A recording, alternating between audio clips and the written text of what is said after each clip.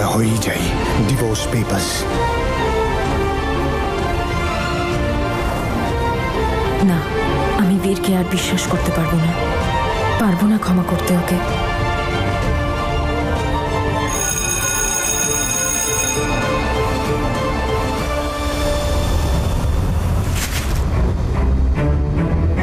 এই চ্যাপ্টারটা পুরো কমপ্লিট করে নিও, ওকে? Thank you.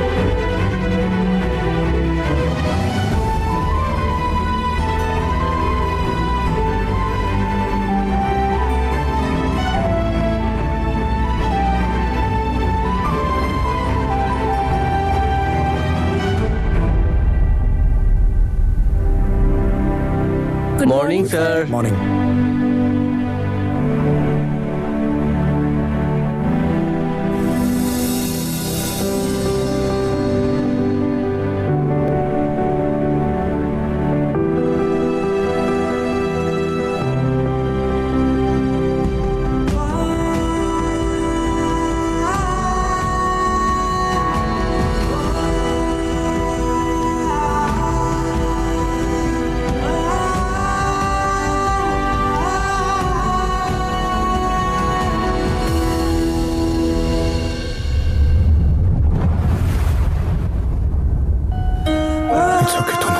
তুমি যতবার ইচ্ছে ডাস্টবিনে ফেলে দিও, আমি প্রতিদিন নতুন ফুল আনবো। কখনো তো ক্ষমা করবে তুমি?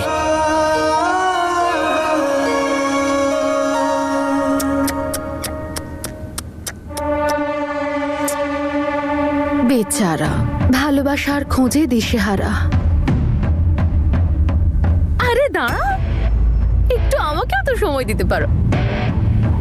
একটা সময় তো তুমি সারাক্ষণ আমার পেছনেই পড়ে থাকতে। হ্যাঁ, সেটা ঠিক যে আজকের ডেটে দাঁড়িয়ে তোমার থেকে বড় শত্রু আমার জীবনে আর কেউ নেই, কিন্তু তাও আমার না তোমার জন্য খুব দুঃখ হচ্ছে। দেখলেই দয়া হয় তোমার ওপর। একজন ন্যাশনাল লেভেলের বক্সারকে গলির বেকার ছেলে বানিয়ে রেখে দিয়েছে তনু। দিতে এসেছিল ফুল, আর সেটাই হলো জীবনের সবচেয়ে বড় ভুল। সরি। তুমি প্রেমিক তো হয়েই গেছো, তো কোনো ব্যাপার না, চেষ্টা করতে থাকো। একদিন না একদিন তো তোমার প্রেমিকা রাজি হয়েই যাবে। তোমার কাছে না এলে আর কোথায় যাবে বলো তো? তুমি যতই উদ্দেশ্যহীন ভাবে ঘুরে বেড়াও, এইসব কথা বলতে তো এখানে আসোনি। যা বলতে এসেছো পরিষ্কার বলো না। আরে বাবা, এটা আমারও কলেজ। 1 বছর আগে পর্যন্ত আমিও এখানে পড়েছি। হ্যাঁ, এটা আলাদা ব্যাপার যে একটা সরল সাদাসিধে মেয়েকে তুমি আর তোমার তনু মিলে চালাক চতুর জ্যাসমিন বানিয়ে দিলে। সরল মেয়ে, সাধাসিধে? Nice joke. নিজের কুকর্মের দোষ আমার আর তনুর উপর দেওয়ার কোনো মানে নেই। ওটা তুমি ছিলে যে কিনা আমাদের জীবন নষ্ট করেছো। আর সরল আর সাদাসিধে তো আমি ছিলাম, যে তোমার চক্রান্তগুলোকে তোমার ছেলে মানুষই ভাবতো। কিন্তু ষড়যন্ত্র করতে তো তুমি সবাইকে পিছনে ফেলে দিলে। যাক বাবা, ভালোই হয়েছে। আমি এটা জেনে খুশি হচ্ছি যে তুমি আমাকে খুব ভালো করে চিনে গেছো, তাই একটু ভয় পাও আমায়। ভয় পাবো? তাও তোমাকে? কেন? আরে এত তাড়াতাড়ি ভুলে গেলে নাকি তুমি? কালই তো বললাম আমি তোমাকে সারপ্রাইজের ব্যাপারে। সারপ্রাইজ আমি তোমার জন্য প্ল্যান করছি। যেমন তেমন একটা প্ল্যান করে দিলে চলবে নাকি? হ্যাঁ, সেই জন্য একটু সাবধানে থাকো।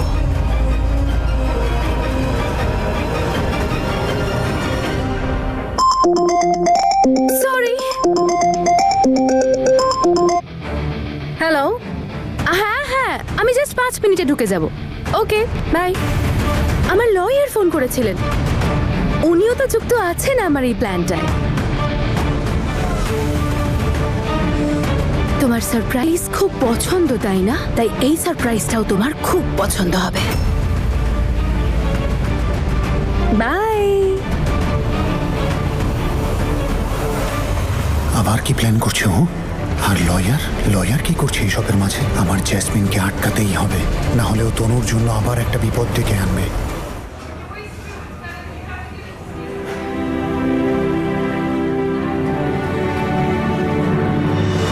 আমার থেকে দূরে থেকো।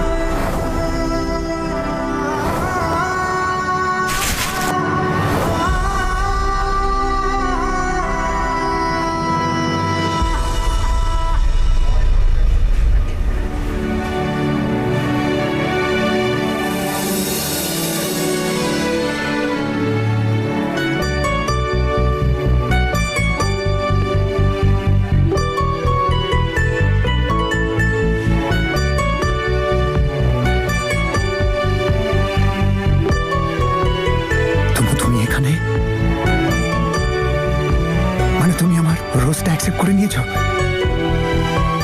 মানে তুমি আমাকে ক্ষমা করে দিয়েছো, মানে সবকিছু ঠিক হয়ে গেছে? ঠিক তো হতেই হতো। তুমি এত কষ্ট করে ভালোবেসে আমার রাগ ভাঙালে, ঠিক তো হতেই হতো। সব রাগ উধাও।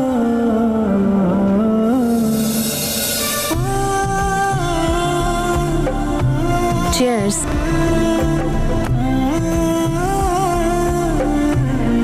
ভাই দাঁড়া না, আর একটু দে না ভাই, আর একটু দে। অনেক হয়ে গেছে দাদা, আর না। আর একটুখানি।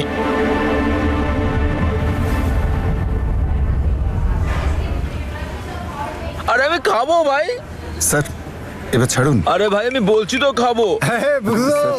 কি করছিস তুই এখানে? আরে ও আমাকে খেতে দিচ্ছে না। আরে কেন করছিস আমার বন্ধুর সাথে এমন? ভাই তুই যা এখান থেকে। যা যা যা। আচ্ছা এই তো মজা। তুই এখানে কি করছিস? খেতে এসছিস নাকি কাঁদতে এসছিস? আরে দুঃখ না, আঠার মতো জীবনের সাথে লেগে রয়েছে। তনুকে কাঁদাবার দুঃখ, ওকে হারাবার দুঃখ, আরে কিছুতেই পিছু ছাড়ছে না। কিন্তু তুই কোন দুঃখে এখানে এসেছিস বলতো? কি কি করছিলি তুই ওনার সাথে? ড্রামাটা তো আমার বাড়িতে হচ্ছে ভাই। কেন? আমার বাড়িতে মেয়ে পক্ষ এসেছে কানাডা থেকে। ভাই ঘটকালি করছে। আমি বলেছি আমি বিয়ে টিয়ে করবো না। কিন্তু তুই তো সিমরান দিদির সাথে। আরে ওটাই তো, কি করব? তাহলে তুই বাড়িতে বলে দে না যে তুই সিমরান দিদিকে ভালোবাসিস আর ওকেই বিয়ে করতে চাস। আমি কি করে বলবো? বলতে পারবো না। কেন রে, তুই কি লজ্জা পাস বল? বিয়ের কথা বলতে আরে লজ্জা ভাই, লাগে? কি করছিস কি তুই? আরে ভাই বীর, তুই তো জানিস আমি সিমরানকে খুব ভালোবাসি। সবার সামনে ওকে নিজের করে নিতে চাই। আরে তাহলে প্রবলেমটা কোথায়? যা বাড়িতে গিয়ে বলে দে। বলা যাবে না ভাই, প্রবলেম আছে। কি প্রবলেম? এখানকার ডন হ্যাঁ, তোর বাবা। তুই তো জানিস ভাই, আঙ্কেল কোনোদিনও মানবে না আমার সাথে বিয়ে হোক। ব্যাস অনেক হয়েছে, দুজন বেরিয়ে যাও। দ্বিতীয়বার তোমাদের মুখ যেন না দেখি। এটা তো সত্যি প্রবলেম। আচ্ছা চল। আরে তুই আরে দাঁড়া না, কোথায় যাচ্ছিস তুই? একটু বস এখানে। আরে কি বস। বস এখানে, অনেক হয়ে গেছে। শোন আমার কথা, যে ভুলটা আমি করেছি না সেই ভুলটা আমি তোকে করতে দেবো না। আরে আমি বলবো তো বাবার সাথে কথা। আরে ওনার পায়ে পড়ে যাব, ওনাকে মানতেই হবে। তখন দেখ। চল, আরে এখন ভাই নয়তো এই কখনো অবস্থায় আমি নয়। যেতেই পারবো না, বিয়েটাই হবে না তাহলে। আরে এখন নয় তো কখন তাহলে? আরে- আচ্ছা দেখ, শোন, তনুর কথায় উনি মেনেছিলেন না, উনি আপন করে নিয়েছিলেন না দিদিকে। তাহলে আমার কথা কেন শুনবেন না? আমি ছেলে হই ওনার। তুই চল চল আরে আমার সাথে কি চল। করছিস ভাই তুই এসব? আরে চল তুই আয়, ওঠ। ওই আচ্ছা শোন শোন আমার কথা, বাবাকে আমি বোঝাবো, ওকে? তনু থাকলে না ও ওটাই করতো। চল আয়, তাড়াতাড়ি আয়।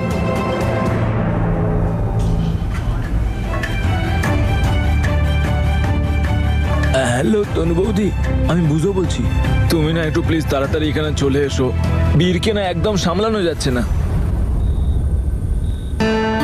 বুঝোকে খুব চিন্তিত মনে হচ্ছিল, কিন্তু আমি কেন এত চিন্তা করছি? ওর যা খুশি ও করুক। এখন আমার সাথে ওর কি বা সম্পর্ক? কিছুই তো নেই।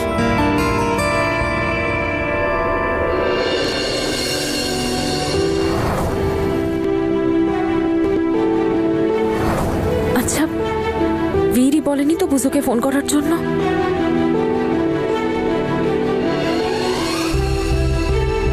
ওই করিয়েছে ফোনটা। মিস্টার বীর সিং, তোমার যা মন চায় তুমি করো, আমার কিচ্ছু যায় আসে না।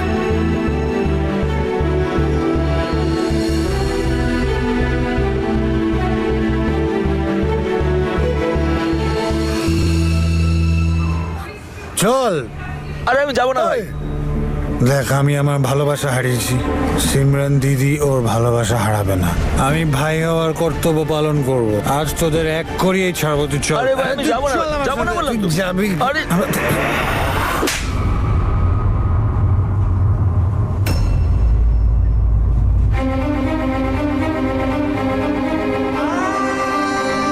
সবার সামনে এসব কি হচ্ছে? এসব খাওয়ার পর মনে হচ্ছে যে সিমরান্তি ঘরে বসে আছে। এতদিন কোথায় ছিলে? ভালোবাসার দুঃখে ডুবে প্রায়শ্চিত্ত করতে কোথায় গেছিলে? দিদির বিয়ের কথা বলতে যাচ্ছ, তাও এইভাবে টলতে টলতে। তোমার কি মনে হয় মেনে নেবে বাবা? বুঝো পুজোর সাথে দিদির বিয়েটা দিয়ে দেবেন? আমি ও কাকে বোঝাচ্ছি? এমন একটা মানুষকে যে না সম্পর্ক বোঝে না সম্মান করে। তুমি জানো বীর, তোমার প্রবলেমটা কি? তুমি 1 নম্বরের সেলফিশ একটা লোক যে শুধু নিজের ব্যাপারে ভাবে। তুমি আজ অব্দি সব সিদ্ধান্ত নিজের স্বার্থ, নিজের ভালোবাসা, নিজের জন্য নিয়েছো। কিন্তু আজ হঠাৎ তোমার ভ্রাতৃত্ব বোধ জাগলো আর হঠাৎ করে তুমি দিদির সুখের চিন্তা করতে শুরু করলে। খুব ভালো কথা, চিন্তা করাটাই উচিত, কিন্তু এইভাবে ভালোবাসা পাওয়া যায় না। ভালোবাসার নামে আর কটা সম্পর্ক নষ্ট করবে বীর? আরে এবার তো বোঝো, বাড়ির লোকের সম্মতিতেও ভালোবাসা পাওয়া যায় বীর। অলরেডি তুমি এত বোকামি করে ফেলেছো বীর, আর এখন আরো একটা বোকামি করতে যাচ্ছ। নিজেকে সামলাও, দায়িত্ববান হও, একজন ছেলে আর ভাই হওয়ার দায়িত্ব পালন করো। মন আর সম্পর্ককে জুড়তে শেখো।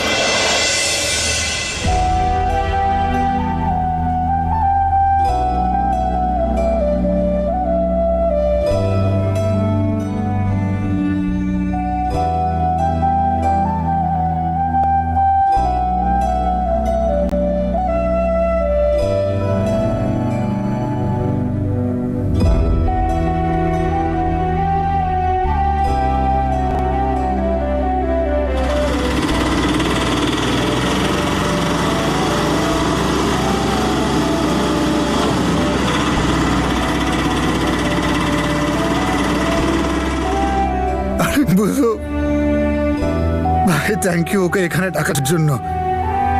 ওর এখানে আসা এই কথার প্রমাণ করে যে যে ও এখনো আমার কথা ভাবে।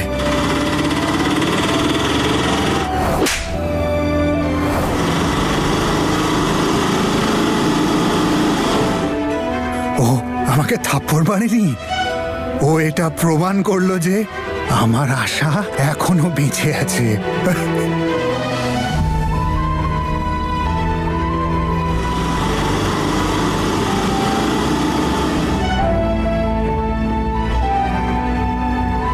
আমি ও কাকে বোঝাচ্ছি? এমন একটা মানুষকে যে না সম্পর্ক বোঝে না সম্মান করে। তুমি 1 নম্বরের সেলফিশ একটা লোক যে শুধু নিজের ব্যাপারে ভাবে। তুমি আজ অব্দি সব সিদ্ধান্ত নিজের স্বার্থ, নিজের ভালোবাসা, নিজের জন্য নিয়েছো। থ্যাংক ইউ তনু, তুমি আমাকে জাগিয়ে দিলে। আমি সত্যি এক দায়িত্ব জ্ঞানহীন ভাই আর এক অপদার্থ ছেলে। এই পরিস্থিতি আমার অবুঝ স্বভাবের জন্য।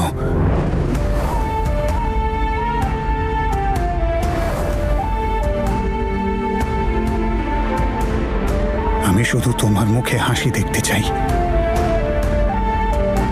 কিন্তু আমি ভুলে গিয়েছিলাম যে এটা তখনই সম্ভব যখন আমাদের পরিবার খুশি হবে, ওনারা হাসবে। তার কারণ তোমার হাসি, তোমার খুশি, তোমার পরিবারই। আমি বুঝে গিয়েছি যে তোমার যোগ্য হতে গেলে আমায় কি করতে হবে। আমার এই ভেঙে যাওয়া পরিবারকে জুড়তে হবে, ভগ্ন হৃদয়কে জুড়তে হবে। আমি বাবা আর আঙ্কেলের মিল করাবই। আমি সিমরানদির বিয়ে করাবো। তখন হয়তো তুমি খুশি হবে, হয়তো আমাকে ক্ষমাও করে দেবে।